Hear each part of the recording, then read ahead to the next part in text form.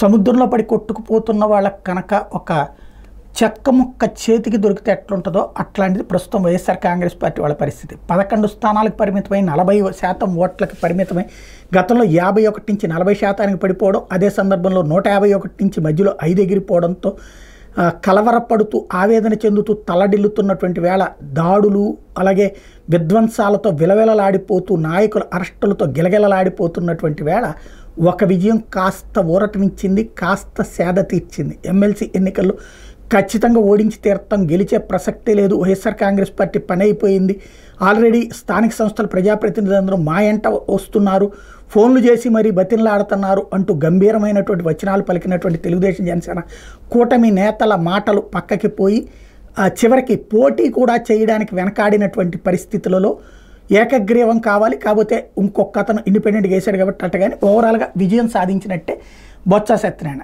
ఈ దశలో ఒకటి జగన్ టీంకి కాస్త ధైర్యం వచ్చింది. జగన్ స్వయంగా కూర్చుని ఫాలోఅప్ చేయడం, ఎప్పటికప్పుడు సమీక్షలు చేయడం, కంటిన్యూగా అక్కడ నుంచి ప్రజాప్రతినిధులు పిలిపించి మనమందరం ఒక్కటి ఇంతకుముందు మనం చేసినప్పుడు పరిపాలన ఎట్టుందో, ఇప్పుడు చేసినప్పుడు పరిపాలన ఎట్టుందో అప్పుడే తెలిసిపోయింది కదా, మీకు అర్థమవుతోంది కదా, ప్రజలు మళ్ళీ మన వైపుకే వస్తారు, జాగ్రత్తగా ప్రిపేర్ అవ్వండి, మిమ్మల్ని అందరూ నేను చూసుకున్నాను, మనం చూసుకుందాం అని చెప్పుకుంటూ వచ్చినటువంటి తీరు అన్నది. అంటే జగన్ ఇంతకుముందు పార్టీని పట్టించుకోలేదు, ప్రభుత్వం తప్ప అన్నటువంటి దశ నుంచి వచ్చినటువంటి ఆ మార్పు కూడా వాళ్ళకు కూడా ఒక ధైర్యం వచ్చింది. ఇట్లాంటి ఇంపాక్ట్స్ అన్నీ కూడా ఒక కీలకమైనటువంటి అడుగులు వేసినాయి. అందుకనినే జగన్ టీంకి ఈ విజయం అన్నటువంటిది ఏదో దీంతో బ్రహ్మాండం బద్దలైపోదు.